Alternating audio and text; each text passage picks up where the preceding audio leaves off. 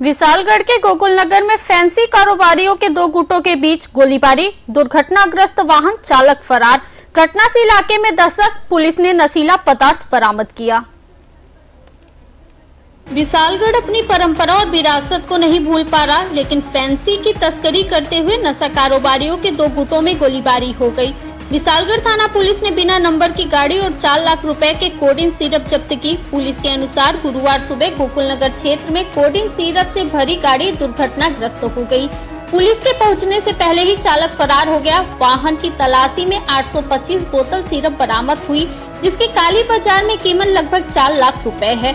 सूत्रों के मुताबिक कुराईमुरा अमतली इलाके में नशा कारोबारियों के दो गुटों में टकराव हुआ, जिसमें एक गुट ने दूसरे पर गोली चलाई। बताया जा रहा है कि एक गुट गाड़ी से नशे की सिरप लेकर भाग रहा था, तभी दुर्घटना हो गई। हालांकि पुलिस ने गोली कांड पर मीडिया के सामने चुप्पी साध ली। আজকে ভোরবেলা আমাদের কাছে একটি খবর আসে যে একটি বোলেরো ভেহিকেল গোকুলনগর কলেজের কাছে ক্যাপসাইজ হয়ে পড়ে আছে। এই খবর পাওয়ার সঙ্গে সঙ্গে সাতশো ঘটনাস্থলে যায় এবং দেখতে পায় একটি গাড়ি, বোলেরো গাড়ি রোড সাইডে ক্যাপসাইজ হয়ে পড়ে আছে। তখন গাড়িটি নাম্বারলেস ছিল। সন্দেহ হওয়া গাড়িটি আমরা চেক করে গাড়ির পেছনে আমরা ডিকিতে অনেকগুলো নিষিদ্ধ কফ সিরাপ যেটা স্কোপ আমরা পাই এবং পাওয়ার পর আমরা এনডিপিএসের সব ফর্মালিটিস মেনটেন করে এবং সাক্ষী এবং ডিসিএমের উপস্থিতিতে আমরা গাড়িটা ভালো করে তল্লাশি করি এবং তল্লাশি করে গাড়ি থেকে 5টি বড় কার্টন এবং ছোটো কার্টন উদ্ধার করি।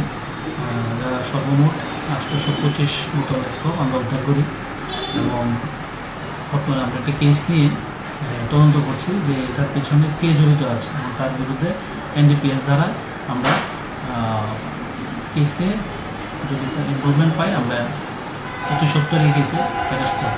চালক বা কোনো গাড়িতে আমরা কোনো লোক পাইনি। বাজার মূল্য আমার আইডিয়া মতন প্রায় হবে প্রায় 3-4 লাখ।